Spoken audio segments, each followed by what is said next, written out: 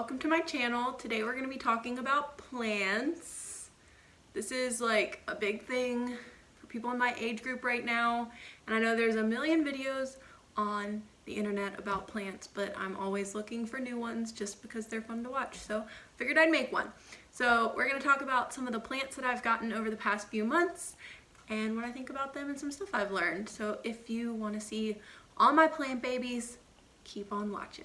So let's start with my snake plant, or my Sansevieria. So I have this one right here to show you, but I actually have 4 of these. I bought them all together in one pot. This is one of the first plants I bought, and then separated them out so that I could have more plants. This is going to be a theme. I separate them out so that I can have more plants and only buy one at the store. So this is one that I got. There's another guy right back here. So my next one that I want to talk about is this guy. This is a nerve plant. He is pink, but they call, the scientific name is Petunia. So this guy is also one of the first plants I bought, and I've heard this called the drama queen of plants, and it is kind of true. You can see right now that he's not looking too hot, as far as just looking a little crinkly, and I don't know why, because I water him all the time, but right now I'm trying putting him a little closer to the window. Maybe he'll like that, maybe he won't, so we'll just have to see. But this is a good starter plant because it tells you what it wants. Well, not what it wants, but when it's not getting what it wants. So then the next ones I want to talk about are all of my succulents. These are the plants that I've actually had for longer than like this spring and summer. I've had these plants for about 5 years, maybe more than that, maybe 7 years. I got them when I was in college, and I want to say it was my freshman year of college, so that would be 7, but I might be wrong. But I have a few, but this is the one terrarium I wanted to bring over here because it has the most inside. There's a little guinea pig guy in there. There's a couple aloe veras, 2 different kinds, and then this kind of like jade kind of looking plant, but this one is different. It has more teardrop shaped dooflachies. I have 2 other smaller glass containers that only have 1 plant in them each, so I just want to show you the most exciting one. So other than succulents, similar to succulents, some people say, are peperomias. So I'm going to show you 2 of my peperomias. So this one is my Peperomia Obtuse. He was 1 plant and is now 2 plants. He could have been 3. There's 2 in here. This is also one of the very first plants I bought, so I didn't think about putting him in a pot with a drainage hole. This guy is in a terrarium type deal. You can see the rocks down there, and he's loving life. He's grown a lot. You can see some new leaves at the top. This guy I planted into this pot. There is still the same kind of drainage in the bottom, but he doesn't have a hole in the bottom. But he's doing okay. So that's what he looks like. And then more recently, I got a Peperomia Ruby Cascade. He is still in his pot from the store. But it's so funny, when I bought him, he was like flat to the dirt. And then I watered him, and this is what he looks like now. So he's much happier to be a little perky. And there's lots of teeny tiny little leaves at the end. I really like cascading plants. I think they're so cool. We'll talk about more of them later, but that is what really drew me to this guy, is that he's gonna be dangly one day. Up next, we have a plant that goes by a few names. Mine is looking a little rough. I'm gonna tell you a little about him and you'll understand. So this is my spring cactus. You might have heard it called Easter cactus, Christmas cactus, winter cactus. They're the same. My understanding is that the difference is like when they bloom. When I get to Christmas, if it blooms again, I'll let you know, and it's definitely the same. But this is my spring cactus. This guy is very special to me. So I started buying plants, and my mom doesn't really have a green thumb, but both of my grandmothers do. So my dad's mom had this, not this, but this Christmas cactus, Easter cactus, spring cactus at her house, and my dad kind of inherited it from her when she passed away a few years ago, but it had this stuff on it, and it wasn't doing so hot. And of course, because it was my grandmother's plant, I was like, we need to fix this. So I Googled what it was. It was like a scale on it, and I learned that it grows on the outside, sucks the moisture out, but if you can kill it and get it off, your plant will survive. So me, my mom, and one of my really sweet friends went over there and started cleaning this plant with rubbing alcohol and water, trying to kill it. We're picking it off, and we ended up separating the plant out, taking off the parts that we really couldn't save, and kind of doing a bit of an experiment with it. So the best way to do that, if you find that one of these plants has scale and you want to save it, is to just break off the green parts. You want to leave at least 3 leaves on each section. Get the rooting hormone, put it in dirt, and if there are some scale pieces like connected to it, I would still wipe it off with alcohol just to be safe. Better safe than sorry. But this guy is doing really well, and I'm really happy because since my plant love started after my grandmother was gone, I want to have something of hers since she can't see all of mine. So that's why this plant is particularly special to me, and it's also one that maybe your grandma has. So go take a little piece and you can have a grandma cactus too. I'm gonna call it my grandma cactus. My Nana cactus, that's what we called her. All right, so moving on from that, my next one is my spider plant. And before I show you my spider plant, let me tell you, this is one of the first plants that I killed, and I only take partial responsibility for that because my first spider plant was just a regular spider plant, and I bought him at Lowe's in the sad and dying plant section, and he was not doing so great. But I brought him home and I was like, I'm gonna save him. We're gonna repot him. He's not gonna have root rot. We're gonna get all the water out of the soil. It's gonna be fine. But then he still kept browning, and eventually I just gave up on him, unfortunately, and then went and bought one at the store that was, you know, healthy at the store. So this is spider plant number 2, and this is actually the curly variety. And although I say, you know, I bought him nice, he still has gone through some things. So the variety of the curly one, some people call the Bonnie spider plant, but I'm just gonna call him the curly one. So I bought this one knowing that it was a more mature plant because it already has little plantlet things happening. So this is the main plant, but I noticed that some parts of it were browning again. So I decided to repot it and take some of the smaller ones out. So here's one with a couple little baby sections that I'm trying to get to grow a little bigger. But I think what happened is they took some less mature plants, put it in the pot with the more mature plant. The more mature plant is obviously going to take more of the nutrients. So I just took, there's one other. So I took the 3 less mature plants out, put them in their own pots, so hopefully they can kind of become their own plant in their own time. The first big plant I want to talk about is my fiddle-leaf fig, or Ficus Loretto.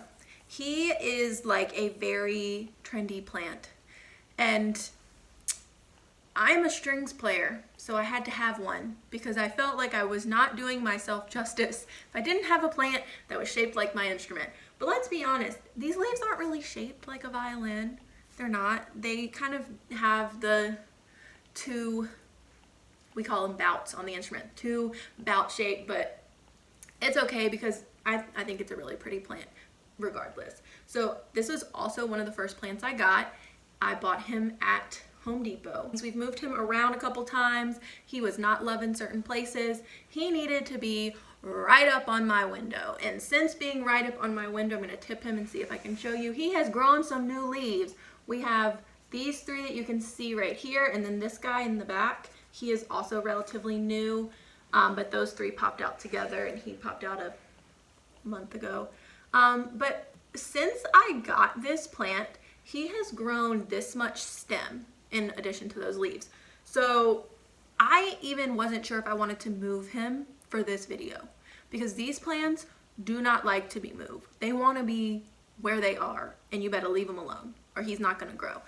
He is also the first plant that I have cleaned the leaves. I wiped them down and also put like coconut oil on them. And not only did that make it more beautiful, but it does, I think, help the plant to photosynthesize more. So especially if you buy your plants at a big box store, I bought this guy at Home Depot, then you should probably wipe his leaves down because he might be a little dusty from his travels. So that is my fiddle leaf fig. Moving on from him, my second big plant, which lives right here. To move him out of the way a little bit, we're gonna bring this friend back in just a little. This is my elephant ear plant. This plant I bought at Walmart, and he was in a pot with some other similar plants, and those we have since parted ways.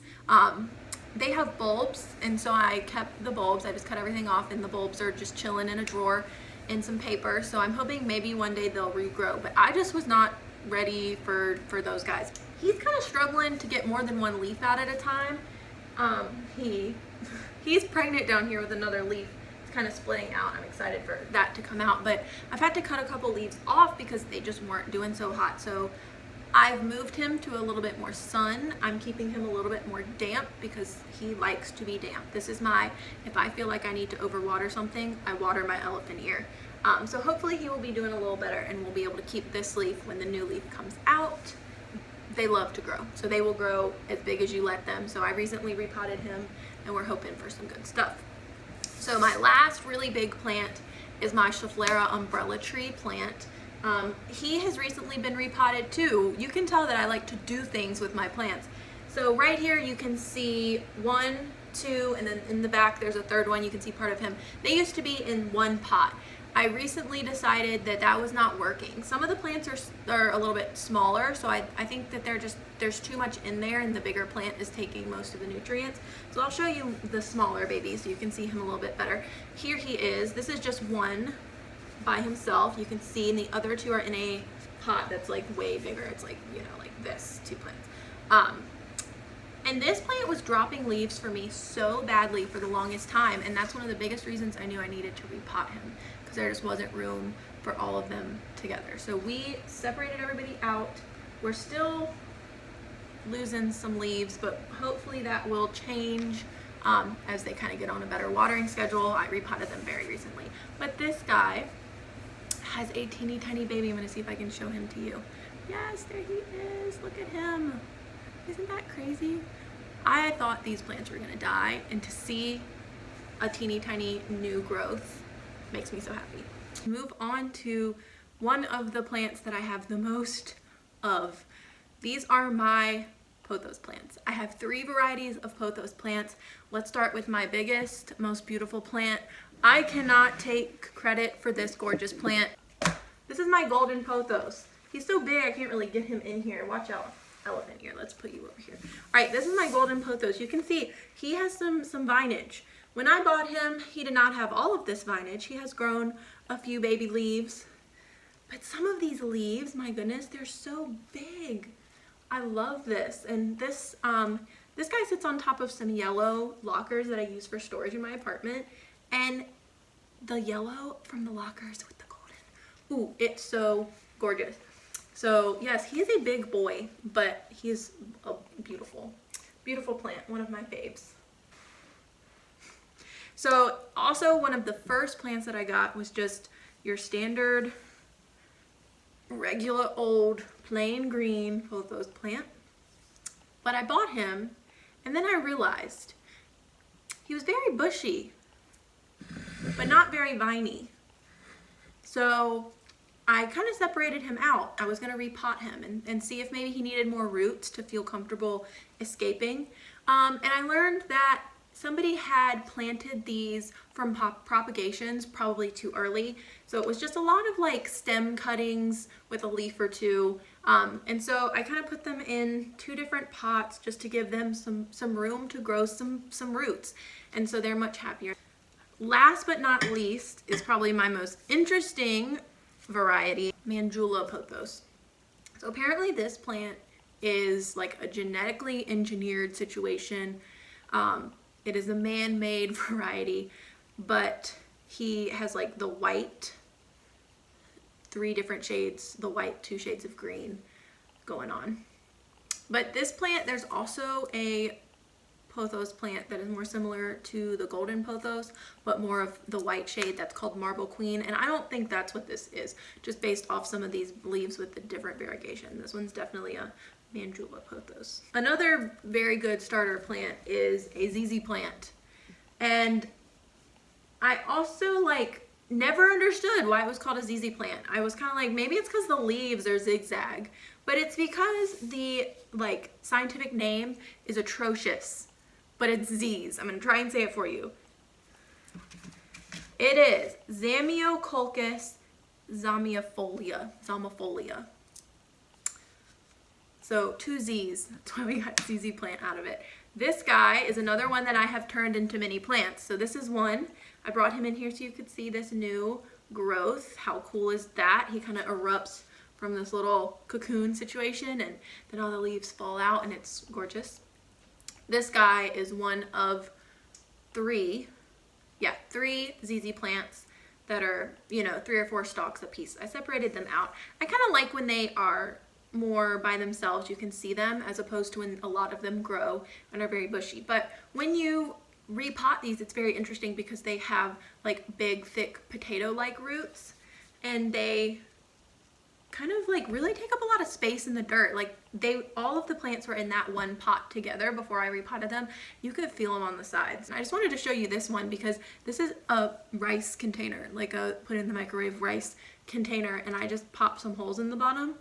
This is a great way if you want to make more plants, save different kind of containers that you can turn into little tiny planters.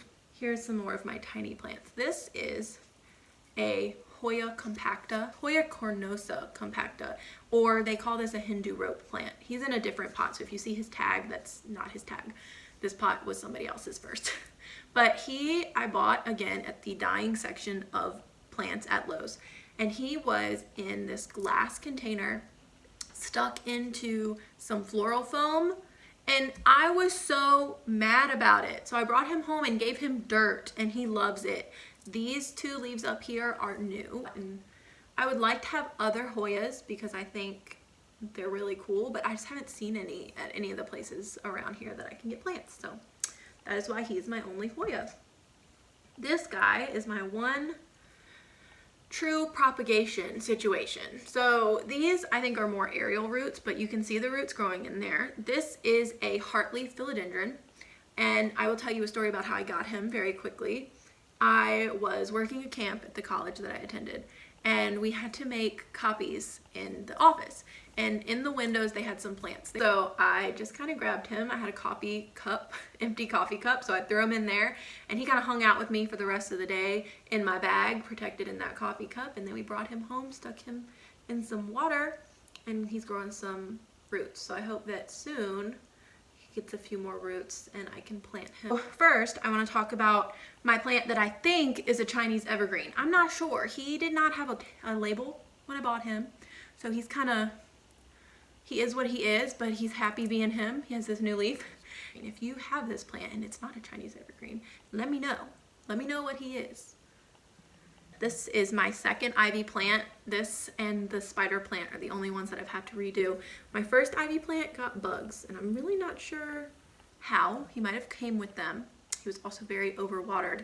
So this guy, he's round 2, and I really want him to live because isn't the variegated aspect so cool and pretty on the ivy plant? I'm not sure how he's doing. He's got some new baby leaves, but at the same time he has some stuff that's like not having it. But you know, here we go. This is probably a good time for me to talk about pruning your plants. So this guy, he has some funky leaves. I will just go in and take them off. It's not worth leaving dead or dying foliage on your plant when it's experiencing new growth. It needs to be using all of its resources to build those new growths. So these are both arrowhead plants, syngoniums, but there are 2 different kinds. This is just kind of like your regular one. He is a syngonium photophyllum, and he has, you can see on like this leaf, some really cool dark green going on, but I think he was too close to a window. So that's why he's living a little bit farther back now, because this leaf, for instance, lost all of that dark green. This one's getting some of it back. So I think he was getting a little bleached, so we moved him. He has a new leaf coming in right here that I just saw. How exciting to see him, yay. So I think he must be liking it. Oh, there's a new leaf right here. Oh my goodness. I think he likes being a little farther away from the sun. And then this guy is referred to as a pink illusion or a strawberry syngonium. I love pink. And this guy is just so cool. That's why I have the pink Petunia too. The one color plant I'm willing to have is pink. So he has a new leaf, a new leaf. He was living much closer to the light, but kind of behind my sofa in a weird spot. And I just moved him over with the other one when I moved him because they go together. So that is all of my plants that I currently own. If you have any questions about any of the plants you saw today, I'm happy to share my experience, so ask in the comments. If you have any tips about any of the plants that I shared today, feel free to share those in the comments too. I've only been doing this plant situation for a couple months, but luckily I've inherited the green thumb of my grandmother's, so I'm doing pretty good. There's always gonna be some casualties, unfortunately, and knowing your space and knowing your watering habits are really important to knowing what kind of plants will get along with you in your home. So any info in the comments, let's keep it rolling in this discussion about plants, because really that's what this is about, is my plant addiction. So thank you for watching. If you made it this far, I really appreciate it, and you must really love plants too, so we are already plant friends.